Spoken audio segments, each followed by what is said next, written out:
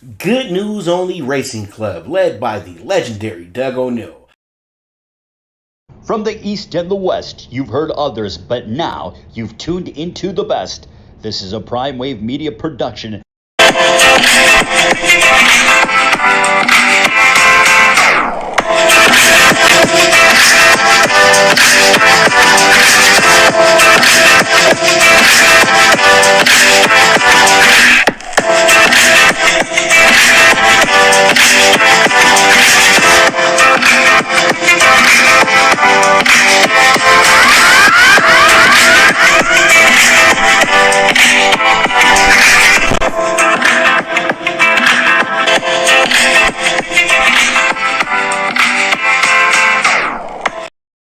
What's up, world? It's the one and only Pop DBICD Primetime Capper, and it is time for the premier sports betting show, the Primetime Angles. I'm feeling good. I'm feeling great. I hope you are feeling the same. And we have breaking news in the NBA right now. Dame Lillard has been traded to the Bucks in a three-team deal. And this three-team deal involves the Phoenix Suns and the Portland Trail Blazers. Looks like the Blazers will get the boatload of the best portion of the trade, because it looks like Lillard is the only one headed to Milwaukee. I have to get the full details of this situation, but from what I saw, DeAndre Ayton and Drew Holiday and Kamara, some bench guy, they're headed to Portland right now, and so pretty much it's a very, very, very fresh deal.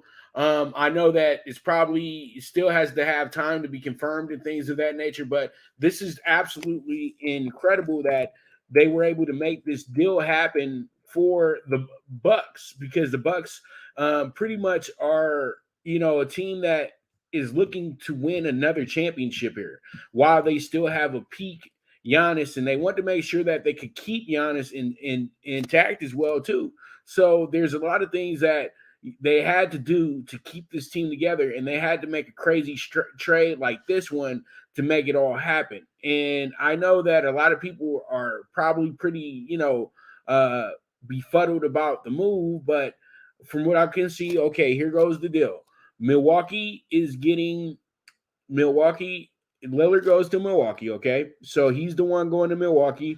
Drew Holiday, DeAndre Ayton, Toumani Camara, and a 2029 unprotected Milwaukee pick is all headed to Portland. And they can swap picks in 2028. And Yusef Nurkic, Grayson Allen, Nazir Little, and Keon Johnson are all headed to Phoenix. So really the deal was between Phoenix and Portland, but Lillard goes and moves on to Milwaukee. So pretty much what happens is Milwaukee gives up the real estate.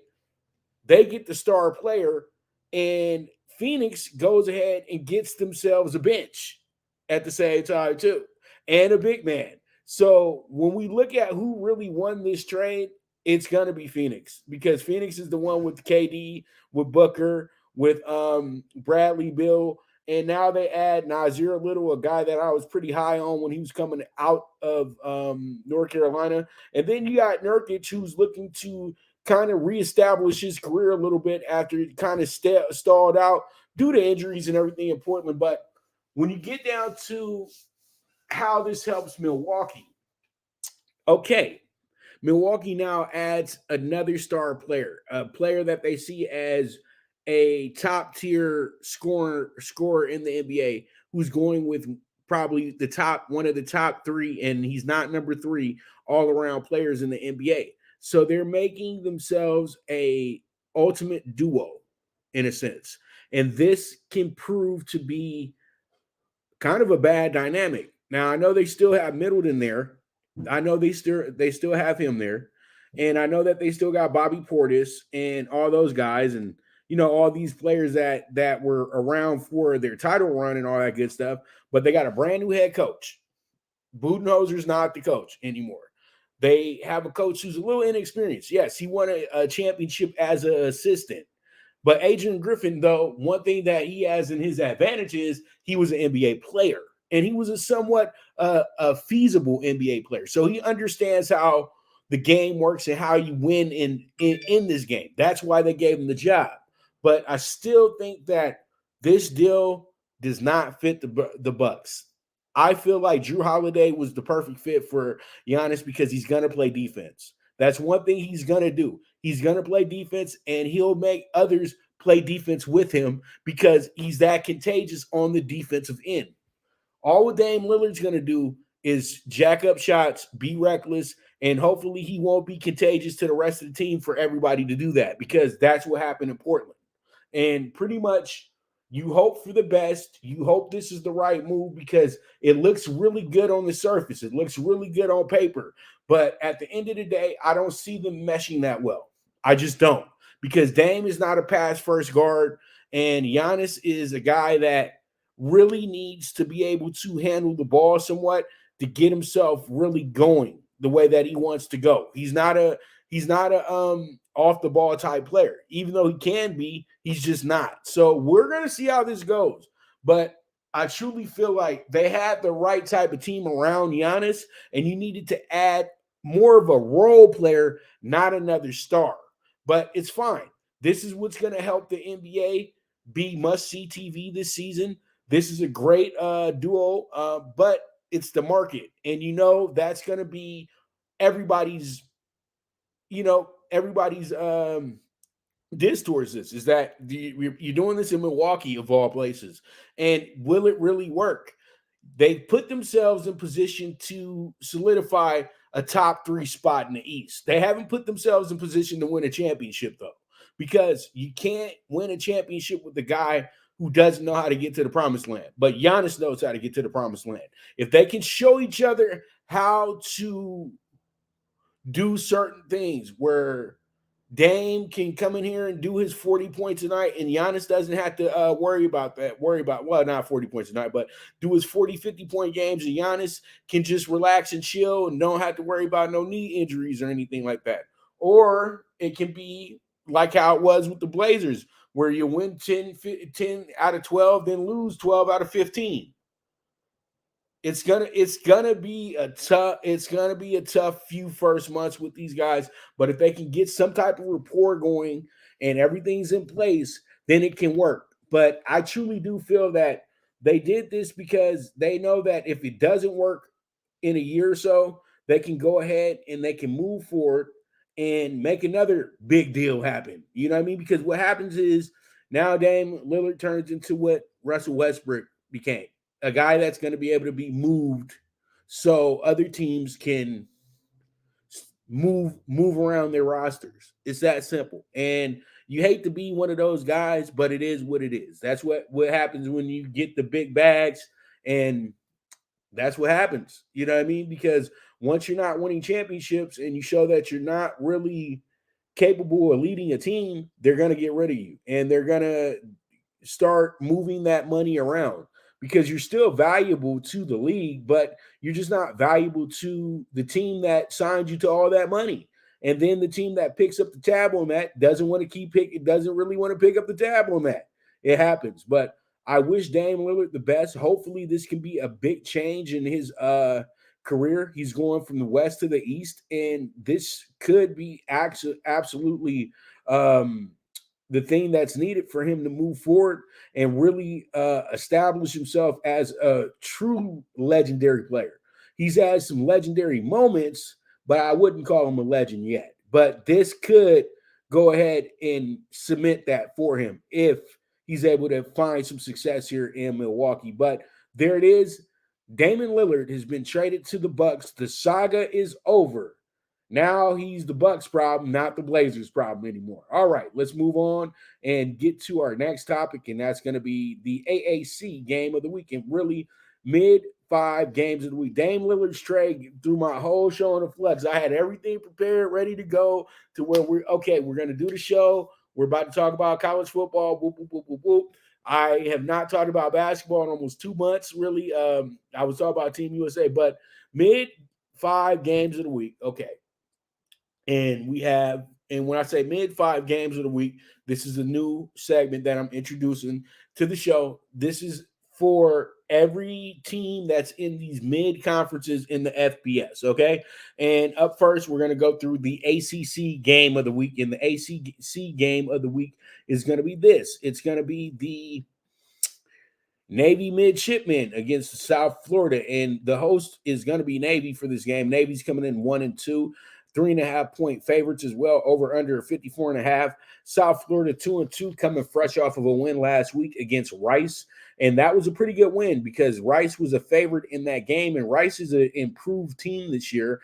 And South Florida went in there and handled their business, but you could say that they kind of rode the wave of playing Alabama tough into that game, but I saw some things with the South Florida team that I liked a lot.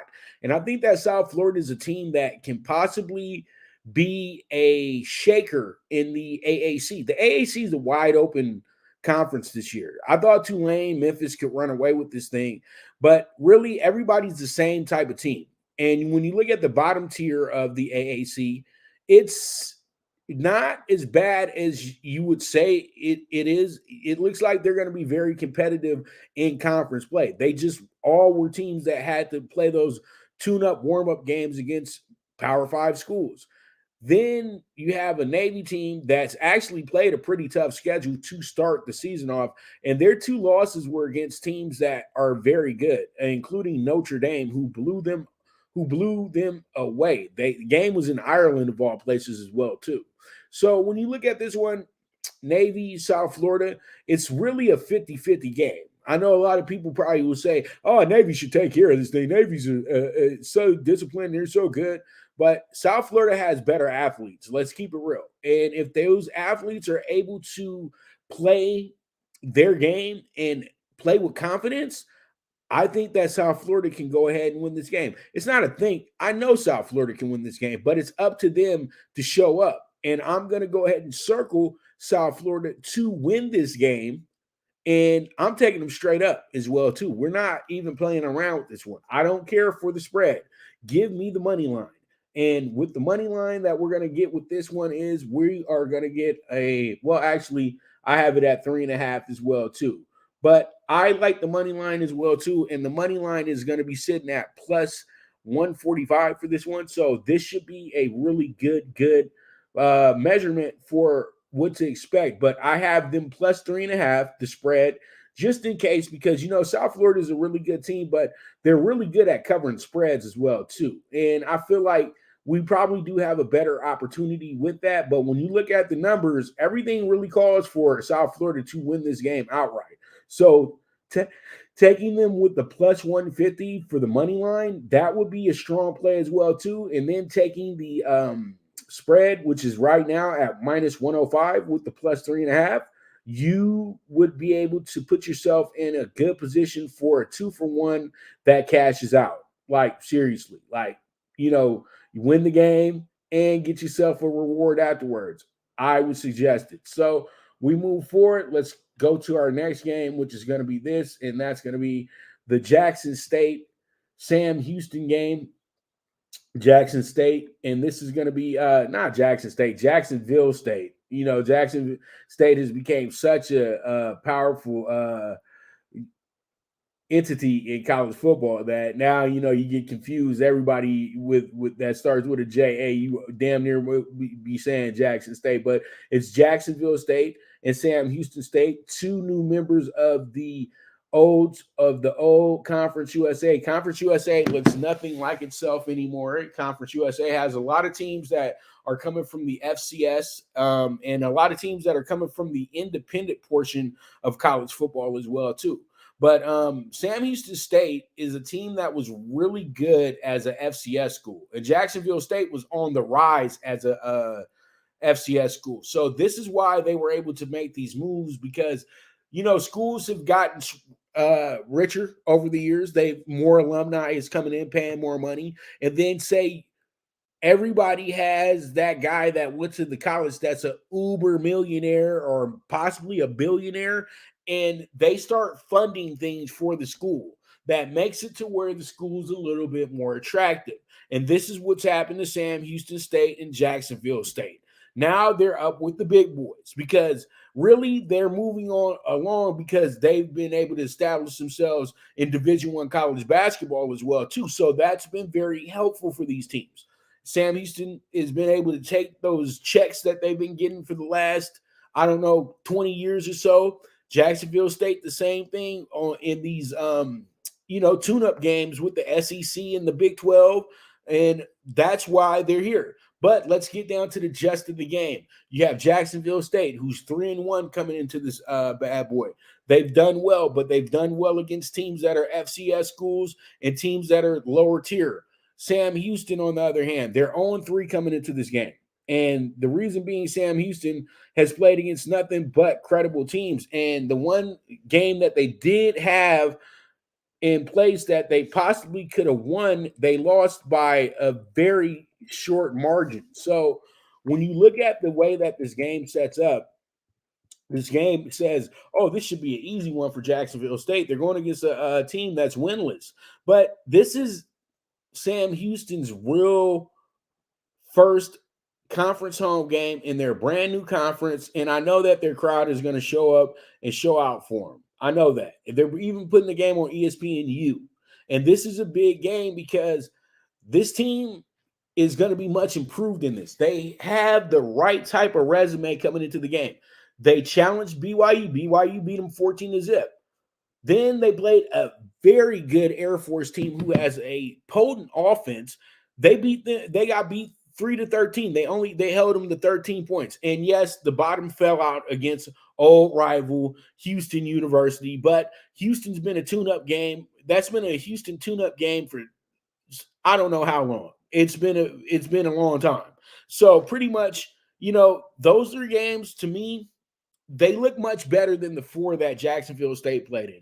Yes, Jacksonville State just beat Eastern Michigan 21-0, but Eastern Michigan's on a down year this year. Yeah, they lost to Coastal Carolina, who's kind of on a down year this year. But the key to me was having a tough time with UTEP. They beat UTEP 17-14, and then they come back and beat Eastern Tennessee State 49-3. So everything says, I should take Jacksonville State. No, we are going to take Sam Houston in this spot because Sam Houston is hungry to get themselves a win. They're not that bad. It's just that who they matched up against. I just named all 3. All 3 of these schools play in conferences that are much better. And Air Force is seen as the favorite to win the Mountain West. BYU has just entered the Big 12, and they're actually somewhat of a player. And Houston is Houston. So pretty much with that, I truly do feel that the plus 200 money line is the play here. They're giving us a 6.5 point spread here. They're pretty much telling me that the home team should show up in this game. Because if they didn't think the home team would show up in this game, they would have made it a 9.5, 11.5. And they know Jacksonville State is just not good enough yet to warrant themselves a high spread. So when you leave them at 6.5, it's to say, okay, we kind of trust them and we kind of don't. So let's see how it goes. Let's see how it shakes out. I'm taking Sam Houston State with the plus 200 money line. So we'll see. So we move forward from there. Let's go ahead and jump into our next, and that's going to be this right here. It's going to be the Eastern Michigan, Central Michigan, a rivalry game, MAC game of the week. You have a Central Michigan team that's coming in here 2-2. Eastern Michigan is coming in here 2-2, over under 47.5. And then you see that the spread is going to be, you got the 7.5 there. And then you see that both these teams are 2-2. And then you look at the situation and you say to yourself, well, it seems like Central Michigan has been a more formidable team here in the early portion of the year. Let's keep it real. And I think that when it really comes down to it, you have a team that may be playing for a little bit more than just, being a middling MAC team. They could be playing for a title. They got a good win against South Alabama last week, beating them 34-30, okay? New Hampshire, that's a good win over an FCS school that's usually pretty good. And losing to Notre Dame 41-17, that was going to happen, but that was a good measurement to see where they're truly at. But what makes it seem like they might not be that good of a team. They got absolutely crushed by Michigan State, who's been getting taken to the woodshed week in and week out in Big Ten play over the last few weeks. Well, in big time play over the last few weeks, because Washington and Maryland just absolutely absolutely wrecked those guys in East Lansing the last 2 weeks. But they're 2-2. And I would say the South Alabama win is a really, really strong win, because South Alabama is a really good team, and they can be a team that contests for the Sun Belt title as well. Eastern Michigan, they've kind of went through the motions a little bit. They only beat Howard by 10 points, and then they got beat by a Minnesota team that's not really that good, but Minnesota winds up beating them 25-6. Then, you know what? They got a good win over a UMass team that's a lot better than they were last season. And pretty much that rolled into the game last weekend with Jacksonville State that I just mentioned, and they lost 21-0. So when you look at the rivalry of this game, that's what makes you say, okay, this is a tough game for both teams, because because these guys go at it. It doesn't really matter what their records are. They hate each other, so they're going to go at it. But this is where I'm going to go with this one. I'm going to go ahead and I'm going to take Central Michigan as the home team with the 7.5. I feel like they win this game by 10 or better. It's just Eastern Michigan is back to being who Eastern Michigan usually is, and that's usually a mediocre team. So let me go ahead and move forward, and we get ourselves a gem of a game this week, and that's going to be the Air Force Falcons and the San Diego State Aztecs in the Mountain West game of the week. And San Diego State's coming in here 2-3. Air Force is 4-0. And you know what? I know you guys are probably saying, like, why would this be the game of the week? Well, this is the game of the week because, you know, it doesn't matter. San Diego State is always the standard in the Mountain West. You have to beat San Diego State to really do something in this conference. Everybody should know that over the last decade or so, you know. And this team comes in here 2-3. They've struggled this year. They have no ifs, ands, and buts about it. But they got a good early win over Ohio, who's going to be a big player in the MAC. Idaho State, they're going to be a big player in the FCS. And then you got UCLA, Pac-12 middling team. You get beat by 25 by them. Then you go against Oregon State, one of the top Pac-12 teams right now. They beat them 20. They get beat 26-9 in that. And then they go against Boise State and lose a close game last week, where they did make a good comeback there at the end of the game, but it just was not enough to win that game at the end of the day. But they did what they had to do. But it's a different San Diego State team this year. And, you know, there's a lot of questions that go into that. And then you have Air Force, who's been absolutely dominant. They've won every single game by double digits. They just came off of a good win last weekend against San Jose State on Friday night, where they beat them 45-20 on the road, and they looked good doing it. And then they dominated Utah State as well, too. So they're 2-0 in conference play. So they're real confident coming into this game, but they're going to treat San Diego State like you're supposed to treat San Diego State. You have to put that in your mind. So the way I see this game setting up is I feel like we're about to go ahead and get the San Diego State cover in this spot. I'm going to take them with the plus 10.5 here. I feel like San Diego State got a point to prove. I think Air Force is going to be a slight over bet here, because everybody's going to come up with the idea they should win this game by 2 touchdowns, blase. But I still think San Diego State will have enough in the gas tank defensive-wise to put a game plan in place that's going to really neutralize this Air Force attack. So we'll see how it goes. We'll see how it shakes out. I'm not taking San Diego State to win, but I will take them to cover in this spot. All right, so we move forward. Let's go ahead and jump into our next, our final game before we take our commercial break, and that's going to be this one right here. That's going to be our Sun Belt game of the week, and the Sun Belt game of the week is going to be between South Alabama, 2-2, going against James Madison University, who comes into this game right now with a 3-0 record. And, you know, James Madison is looking very, very good. I like James Madison. I like this team a lot, to be honest with you.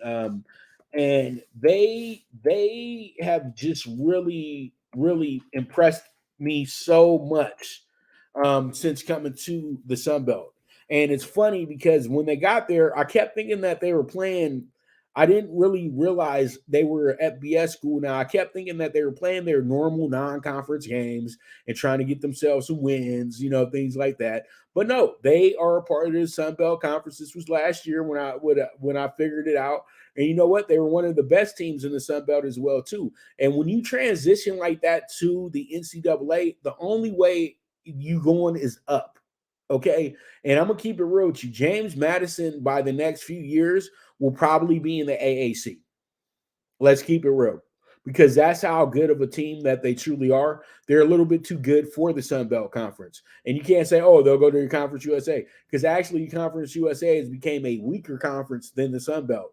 So where do you go next? You should probably go to the AAC next. Once they do their whole transfer out moment or whatever it is. But I think we got a new conference coming as well too. So that we might need to hold out hope a little bit and see about that happening as well too. But on to the game. You have a South Alabama team that is a little middling, but they're good. They are really good because they showed out, a few weeks ago. They beat up badly on a Oklahoma State school as a tune-up game for Oklahoma State. They went in there and they beat Oklahoma State 33-7 in Stillwater. I don't think they've been beat up by a non-conference opponent in this type of conference ever like that. Like seriously, and nobody's talking about it as much as they should, because usually it doesn't matter. These Power 5 schools will beat you by you can beat them by 3 points. And, it's okay. But no, they went in there and beat them by 26 points. So that's impressive in itself. Then last week, they lost a close game to Central Michigan. We just talked about that as well, too. Central Michigan beat them on a final touchdown as well with 18 seconds left to go on the clock. So that game could have went a different way, and they're 3-1 in this spot. Their only tough game that they played this season was against Tulane. In Tulane, that was supposed to be the way it was. Tulane winds up beating them by 20 points, but they played formidable in that game. They truly did. They played very formidable in that game. At one point, it was 17-21 going into the fourth quarter. So, hey, it is what it is at the end of the day. It was 17-31 going into the fourth quarter, but that's still very competitive in my eyes. You know what I mean? So, you have a lot of good things working in South Alabama's favor. But back to what I was saying about James Madison. James Madison is a school that is just really, really good at what they do. They've been a football power for the last 20 years. And, they don't need to worry about recruiting the top end players, because they just know that they have a program in place that produces great football. That's what it's all about. And you got to get guys to buy in, and that's exactly what's happening here. Okay, so when you look at their 4-0 record, you have them beating Bucknell, and you have them beating a Virginia team by 1 point. That's a huge win, because that's a Power 5 school. Regardless of where Virginia's sitting at right now, they beat a Power 5 school. So that's on the resume. They beat Troy 16-14 to be 1-0 in the conference. And that's one of the tougher teams in the Sun Belt. And then they go to Utah State, and they actually really were handling Utah State pretty easily. And then they kind of slipped up a little bit, but they still were able to win this game 45-38. Okay. They still were able to take care of their business and win the game. And they show great grit and adversity, because what happened is they did give up a 21-point lead. Okay. We're not going to act like they didn't. They were up 38-17 in that going into the second half. And then Utah State scored 21 and answered. But what did James Madison do? They went ahead and they took care of their business. Jordan McLeod threw a 74-yard touchdown pass to Reggie Brown, and that closed the game out right there. And I'm going to tell you like this before I tell you guys exactly where I'm going with this. People need to talk a little bit more about Jordan McLeod. Jordan McLeod coming off of a 364-yard passing game against Utah State. He threw 4 touchdowns, had 2 picks, and he was sacked once, but he still had a QBR of 184.6, and he went 23 for 34 on a 68% completion rate. And then the week before that, 18 for 26, 200 yards. Against Virginia, 20 for 31, 224 yards. Bucknell game, he didn't need to do much in that game, and he wound up he went 7 for 11 and threw for 144 yards because they were doing mostly run game that day. So, man, this guy is really good. This team is really good, and I know that there's a lot of things that you can really grasp onto when it comes to this James Madison team. And I think that James Madison, man, I'm just all over the place, man. I'm so sorry. But there it is, the Sun Belt game of the week, SoBama 2-2. And then you have James Madison 4-0, -3, over under 49.5. And so pretty much there it is with that. And I'm going to go ahead and take James Madison on the money line to win this game. It's going to be probably one of the best games of the year in the Sun Belt. And before I wrap up, I want to say this. The Sun Belt is probably one of the more better conferences in the nation right now. Even though it's a mid-conference, they got a lot of good competition in that group. And, these guys are just trying to put it together to where they can be on the elite level with all the big boys at some point one day. I see what they're doing in the Sun Belt, and what they need to do is stick together. That would be the best idea for that conference right now. So with that, I'm going to go ahead and take my first break. And when I get back, we're going to go ahead and jump into some baseball. We got a lot to talk about with baseball as well, too. We got Blue Crew Daily, and we got 3 really important games to get into as well, too. And then after that, we got a full version of Talking Tickets as well. So you guys stay tuned. This is the premier sports betting show, the PrimeTime Angles, with the one and only Pop DiBiase, the PrimeTime Capper. Good News Only Racing Club, led by the legendary Doug O'Neill, the trainer of 2 Kentucky Derby winners, and I'll have another in Nyquist. Also trained 2-time Breeders' Cup champ Golden Sense, who are just a part of a long list of thoroughbred champions trained by Doug O'Neill. The Good News Only Racing Club has a young core of horses to look out for in Dennis's Celery, Irish Heatwave, and Notre Dame, just to name a few. Win the day every day with the Good News Only Racing Club, a proud sponsor of the NFL Bet Exchange. From the East and the West, you've heard others, but now you've tuned into the best. This is a Prime Wave Media production.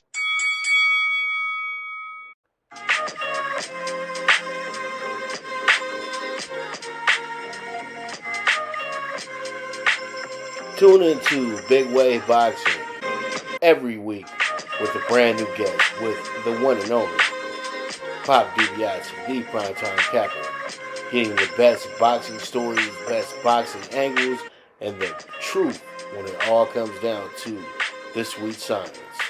Tune in to Big Wave Boxing on the Prime Wave Media channel on YouTube.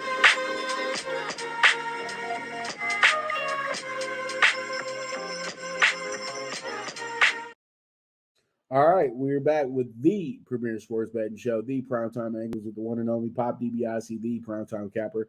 All right, so let's go ahead and jump into the Blue Crew Daily. And the Dodgers find themselves in another position to go ahead and try to lock down another series. And the Dodgers are pretty much feeling pretty good, feeling pretty great about that. And as you guys can see, they split the doubleheader yesterday. And they look to win the series today. So they got Emmett Sheehan on the mound today for the Dodgers. Emmett is going to probably be a guy that's not going to be a starter in the playoffs, but he will be a very important rotational guy in the bullpen. And he'll probably be a guy that, will come in early in a game or something of that nature, pitch an inning or be a specialty do a specialty situation, maybe get a guy out with 2 outs left and things like that. But I think he's going to be more situational than anything at this point. But they are just fine tuning him up. He has a good record of 3-1. His ERA is not much to be desired, but that's how it is sometimes because you guys have to look at ERAs in a different fashion. Your ERA could be 5.13, but that doesn't mean you're a bad pitcher. That just means that you had a bad outing or you had a few bad outings, and that's the number right now. But that doesn't determine what type of pitcher you are. I say this because against San Francisco, he went 4 2/3, and he wound up striking out nine batters, and then he walked 4. But he gave up a run, and that's it. So when you look at the situation, you say to yourself, all right, the guy is pretty good. But then before that, he had a shutout somewhat. He had 3 innings. He struck out 5. He gave up 1 hit. But the game before that against Washington, in Washington, he got absolutely obliterated. He gave up 6 hits, 5 runs, and only struck out 4, walked 1. And the games that made it to where he has this high ERA, he had 3 games in a row where he gave up 5, 4, and 8 runs, and he gave 4, 5, and 8 hits. So it happens. But in that process, he struck out 10. So he still was able to get good at bats in, good moments in. So it shows the Dodgers that the kid's future is bright, but they want to make sure that they got him when he's on his hot hand and not when they got him when he's going through thinking too much. So as I'm saying, if he does start, he won't be a guy that's going more than 4 innings. I'm looking at his numbers right now. The highest he's went in the last 10 games, he went 5 innings exactly. So that's where you'll have him at, is in 5 innings. So really he turns into a situational pitcher for the playoff situation. But when you get down to the game tonight, going against Noah Davis, he's one of the call-ups for the Rockies, and he's done okay. But he's a very hittable pitcher as well, too. So hopefully the Dodgers can keep this thing kind of tame, because I'm looking at the under for this game tonight. But it looks like it should be another really good game. But the Dodgers really don't have to sweat this one, man, because everything's pretty much taken care of. You know what I mean? And they have a final series with the Giants this weekend, but it don't matter at the end of the day. They've already taken care of their business, but they would love to go to San Francisco and go pull off one last sweep just to say goodbye for the season. But we'll see, though. But hopefully they can win this series today, win this series over the weekend, and then get themselves some good rest, but don't get too comfortable. That's my whole thing, because I really wish the Dodgers didn't have a bye and they could just start the playoffs. But, it's not like that right now. So, with that, let's go ahead and move forward. Talk about MLB Wednesday night. We got a lot of really good games tonight. We got the actual Diamondbacks and White Sox game going right now. That one is Diamondbacks 3-0. Diamondbacks are really, really trying to lock down that second wild card spot right now. They're up a game over the Cubs as we speak, and they're up actually a game and a half over Miami right now, and they're up 2.5 games over Cincinnati at this point. So Arizona is sitting pretty clean right now, a team that's won their last 7 out of 10 as well too. And let's talk about a team that's really, really in position to be able to do something big if they have a big week. And they won yesterday 11-7. So can they duplicate the same thing today? And that's going to be this game right here, the Reds and the Guardians, the Battle of Ohio. And it's going to be some of Terry Francona's last games as well, too, because he is retiring as the Guardians manager at the end of the year as well, too. So you guys see it. It's 81-77 going against 74-84. As I just said, Cincinnati's still chasing a playoff spot. They're 500 over their last 10, going 5-5.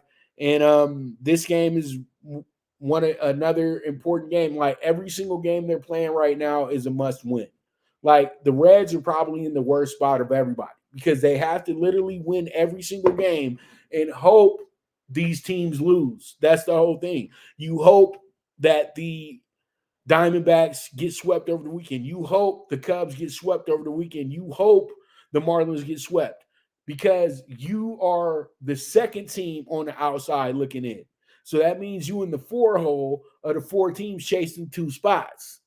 And I can say this, it really comes down to the final spot because they're all right there at each other's throat. So the way I see this one setting up tonight, I really do see a pretty good baseball game between these 2 teams. And the way I got this one setting up, I have the way I have this game setting up tonight is I have the under here. We got Abbott on the mound for the Reds tonight. And then on the mound for the Indians tonight, we will have Shane Bieber, former Cy Young. So this should be a good game that stays under, in my opinion.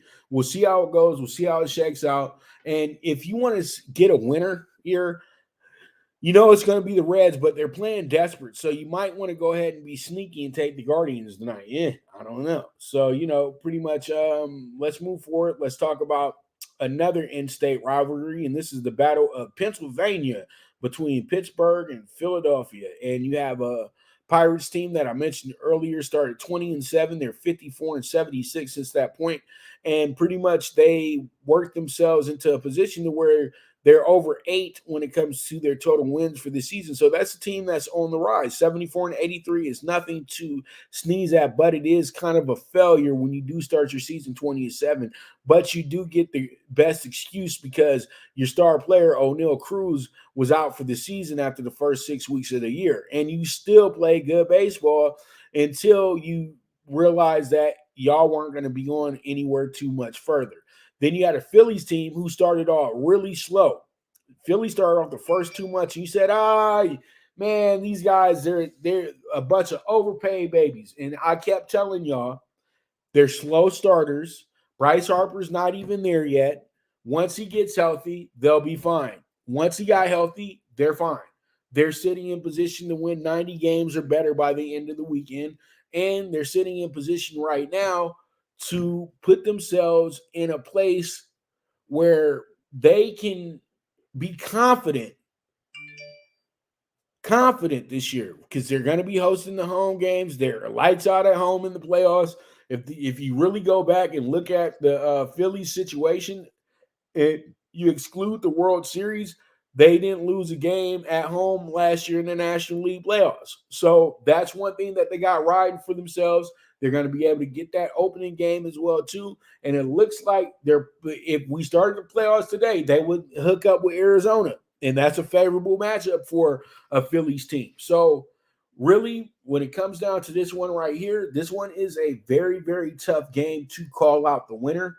But I truly do feel it's a great scoreboard watch, and I think that we get the over today. I know both these pitchers pitch well enough to where it can become a pitcher's duel, but I feel like they're going to send the home crowd home and entertained because you're going to have half black and yellow, half red, blue, and white. And nothing's better than a Phillies Pirates game. You know that they're arch rivals. They don't talk it up enough, but it's always a great game between these two. And I feel like we're going to get our over tonight. So there it is with that. And we move forward, and here goes the game of the night, which is going to be the Astros and the Mariners.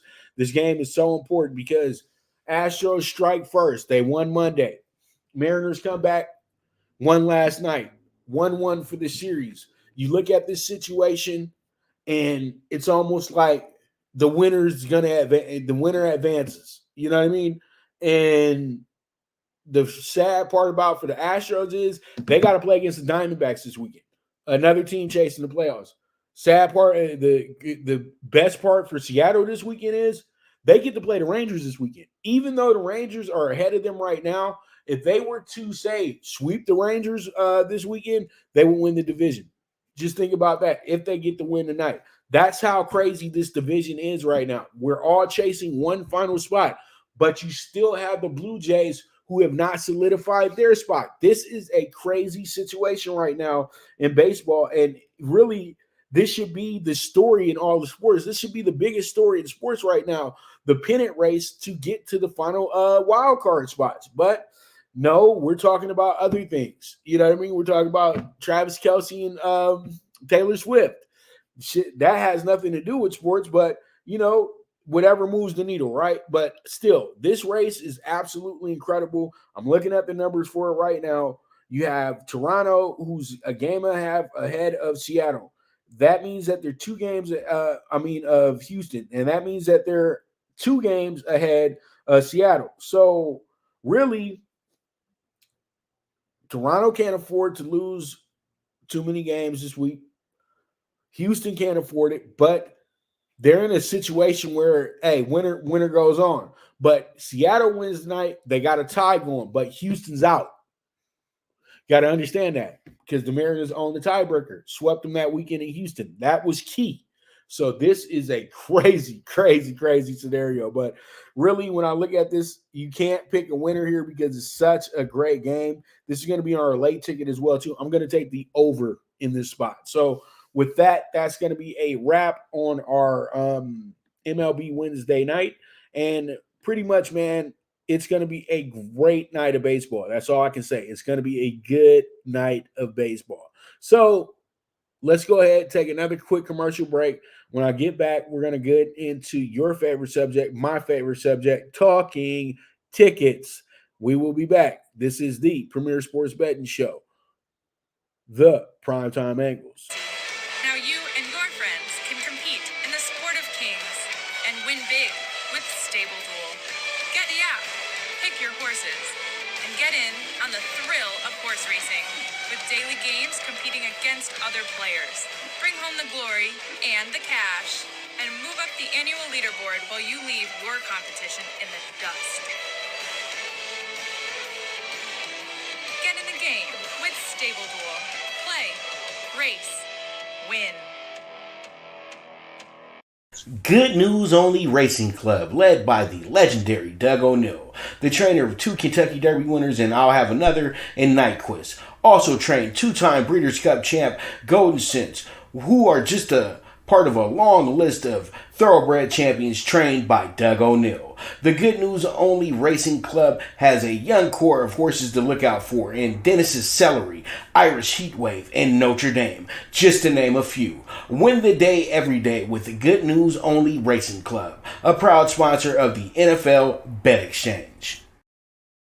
All right, we're back with the Premier Sports Betting Show, the PrimeTime Angles, with the one and only Pop DiBiase, the PrimeTime Capper. So let's go ahead and jump into Talking Tickets. And Talking Tickets, we have ourselves some really good tickets here, and this is for tonight's MLB that we're kicking off with. And we have the MLB PrimeTime PK6, 109-1. That's going to be the under 8 with the Reds and Guardians to kick it off for us. Then we have the Rays tonight, -135. Everybody has to understand the Rays are still chasing the AL East at this point. You know what I mean? Because, the Orioles are one bad series away from losing the division, but hopefully they can hold on to it because they deserve the division, because the Rays had all opportunity to win this division months ago, but they had their slippage. Things didn't go the way that they should have went, and they're right where they're at right now. So it is what it is. And then we have the Nats as our dog of the day. They owe me from yesterday. They could have won yesterday, but I think today they go ahead and they even the score. Patrick Corbin ends his season on a positive note. I'm taking the Nats plus 215. That will be our dog of the day. Then we have the over 8 Pirates in Phillies. I think this is an absolute score. I think this is going to be a really, really strong and good bet as well, too. So we'll see how this one shapes up.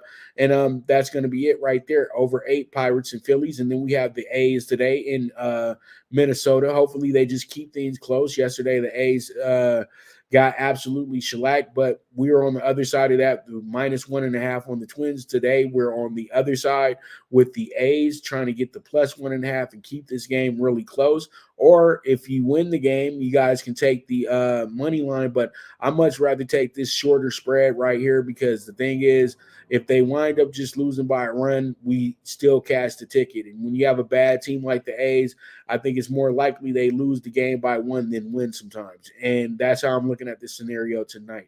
And then we have the Brewers going against their old rivals, the Cardinals. This game was supposed to be a lot bigger than what it truly is. The Cardinals are not making the playoffs, and the Cardinals are surprisingly the last place team in the division as well, too. That's absolutely nuts. They're 5 games behind Pittsburgh right now. Nobody pictured St. Louis being this bad this season, but it is what it is. But the Brewers are -1.5, plus 160 tonight. This is going to give us a chunky ticket. 109-1. Let's see how it goes. Let's see how it shakes out. Pretty much a jackpot ticket. You know what I mean? This is what we live for at the racetrack. You know what I mean? Where's that 99-1? All right, so we have ourselves the MLB Late PK4, 11-1. I got the under 12.5 with the Dodgers and the Rockies tonight. I think that's a very, very fun play. I think we should get that one home as well, too. We have the Angels minus same deal as the A's, plus 1.5. They just want to rear their ugly head here with the Rangers. They want to play spoiler like they did last night. They know it's fun, because if you're not going to be able to make the playoffs, you're going to try to make sure that your rival ain't going to make the playoffs either. And that's the mentality that the Angels have going into tonight's game. They've been written off. Their stars are already on vacation as is. But you know what? The guys that still want to be on the team next year are there, and they're trying to make sure they secure the bag. So plus 1.5, 125 is going to be the bet for that. Then we got the Astros and the Mariners, as I said during the preview of the game. Let's play the scoreboard. Let's not put any pressure on ourselves. Let's just hope for a lot of runs. That's it. Over 8 Astros Mariners. And then we wrap it up with the Giants at home against the Padres. And I'm going to take the Giants with the minus 110. Yes, the Giants are out of it, but the Giants were knee-deep in this thing for a while, and at one point they were a playoff team. They were actually the number 1 wild card team. But you know what? All good things come to an end, and they just couldn't shake off the losing the last 6 weeks, and it is what it is. But that's an 11-1 ticket. We'll see how it goes. We'll see how it shakes out. We move forward from there. Now, let's get into our conference bets list for this week. Week 5, we have the AAC bets list. Temple, plus 155. Also, we have plus 21.5 with UAB. We also have plus 3.5 with USF. We have Rice Moneyline, minus 165. And then we wrap it up with the 23.5 on SMU for their game against Charlotte. So this is the group for the AAC, and we move forward from there.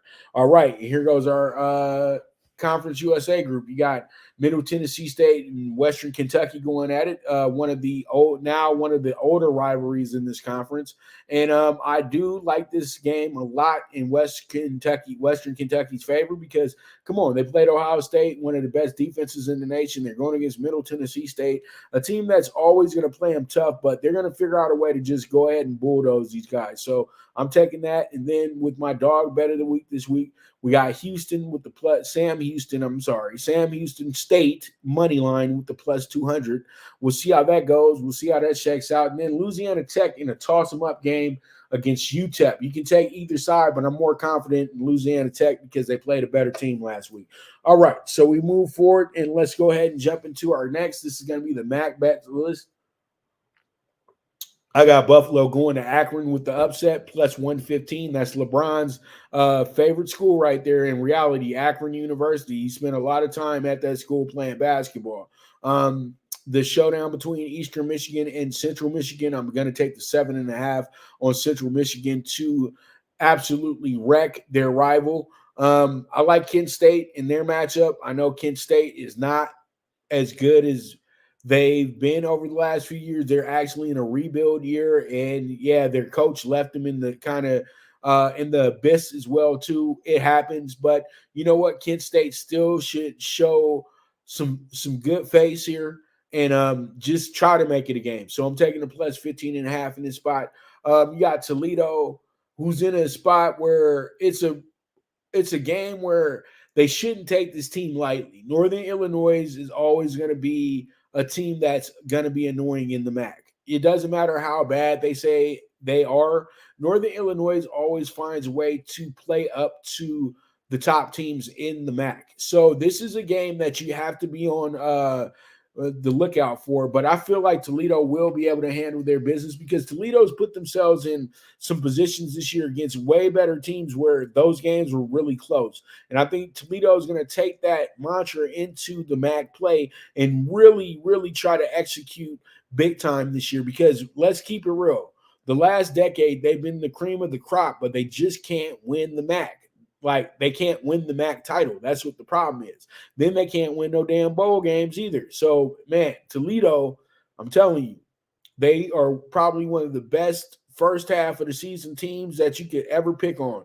That's why I'm going here with the Rockets. But if you told me it was December and we were sitting here about to go into the championship game in Detroit, I'm taking the other side. Ball State money line minus 105. This one is going to be a pretty good game between them and Western Michigan.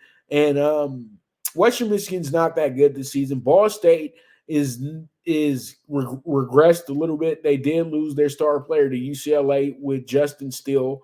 But now, they're back into the mix, and they're pretty much trying to put themselves, they're trying to put themselves in position to be a real player in the MAC conference this year. But I do like Ball State with the minus 105 in this spot. All right, we move on to the probably the premier mid-major of them all, and that's going to be the Mountain West. And from the looks of it, they'll be probably taking over the exclusive West Coast conference of the Power 5, but I don't know if they're going to let them be a Power 5 school. I don't know if they have enough capital between their schools to actually be one. But adding Oregon State and Washington State would be a big plus. But I like Hawaii, and Hawaii is a possible dog bet as well too. So they're playing UNLV. UNLV is decent, but they've been beating up teams that they're supposed to beat. But they'll look up and say, "Oh, they beat Vanderbilt. Oh, they beat UTEP." But they also beat Bryant in that group as well too. And then they got absolutely bulldozed by Michigan. So this team is still, the jury's still out on this team. I would say Hawaii played against much better coming into this game, and I feel like Hawaii should be able to win this game. So I'm taking Hawaii with the plus 11.5 just for safety, but they can mess around and pull an upset against a very vulnerable UNLV team that possibly thinks that they've already made it. And I hate to tell you guys this, but you haven't, fellas. And then you have Wyoming, who's minus 14.5. This is a play. I know it's something that I tell you to myself, Wyoming is really a team you can never trust with this big of a spread, but the team that they're playing against is so bad. That's the whole thing. This team is really not good. And they don't give me the safety that they'll be able to cover. That's New Mexico. New Mexico's had a rough go of it this season. Yeah, they got a good win against UMass last week, but I'm looking at the Texas A&M game. They got absolutely wrecked in that game. And then New Mexico State game, they got wrecked in that one as well too, but they did win their lone road game. So that is something working in their favor. But when you have to play a hard game against UMass, and then you have Wyoming, a team that is absolutely lights out at home, I got to take Wyoming. And Wyoming got one of the better wins of the year when they beat Texas Tech opening night. So you can trust them to actually show up, show out, and have a great game. So that's what I'm going to do here with Wyoming. And then you have San Diego State. Like I told you guys before, San Diego State is a team that, is going through the motions right now, but they should be able to lock it down and get themselves a pretty good cover here with the plus 10.5, or possibly go to Colorado Springs and pull off the monster upset. You never know. And then you have Fresno State, the cream of the crop. This team is really, really, really special. And I know they're not going to give them no love when it comes to New Year's Eve bowls, all that good stuff. But Fresno State, man, they pretty much proven that they are a West Coast power in a sense, and it's happening in basketball and it's happening in football. And it seems like they just keep it consistent every single year. and they get all the players that USC and UCLA missed on. And it's absolutely incredible. And now they're getting a lot of transfers from these smaller schools coming in, and they're doing a damn good job as well too. So it's a real movement going on at Fresno State. And Mikey Keene is a guy that I really, really do like. And I feel like Mikey Keene should be a guy that gets taken very seriously for the 2024 draft as well too. You don't have to draft him in the first round or anything, but he's a guy that you need to be looking at for the first 3 rounds at least, because the guy knows how to play the position. All right, so that's going to be our Mountain West bets list. And then we have our final group, and this is going to be our SEC group. I had to get our Sun Belt group, so give me 1 second. I'm getting them out for us right now.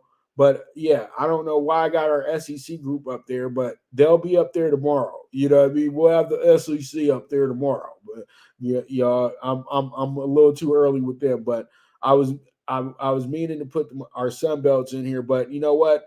I'm going to have to come back to that. I'll add in the Sun Belt tomorrow. It looks like that I didn't have it up here. But, yeah, I thought I did the Sun Belt, but I will have the Sun Belt up for us tomorrow. But let's talk about the SEC real quick, and we'll bring it back tomorrow as well too. But you guys already saw it, so who cares?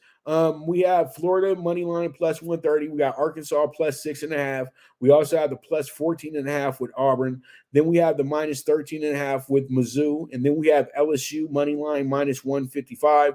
And then we have the 12.5 with South Carolina. And then we have the 14.5 with Alabama for their game come Saturday. So pretty much that's going to be our SEC bets list. I'll bring it back for you guys tomorrow when we do our Power 5 list and everything like that, and games of the week and all that good stuff. But I'll also make sure to have the Sun Belt there for you as well too. But I'll be releasing the Sun Belt today with the rest of the mid fives. Okay, so there it is, and that's going to be a wrap on today's show.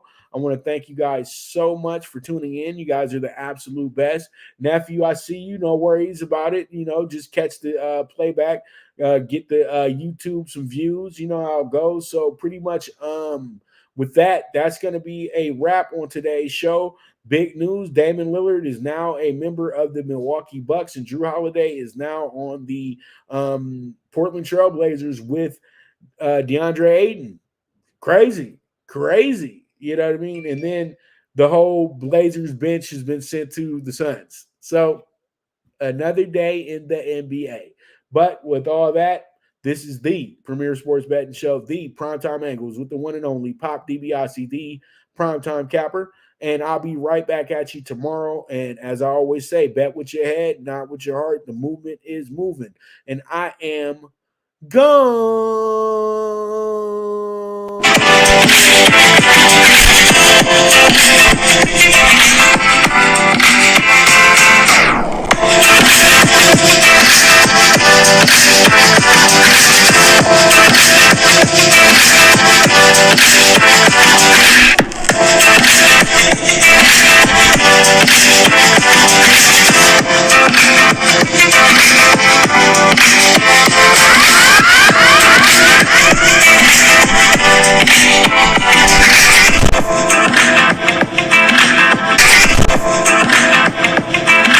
From the East and the West, you've heard others, but now you've tuned into the best. This is a Prime Wave Media production.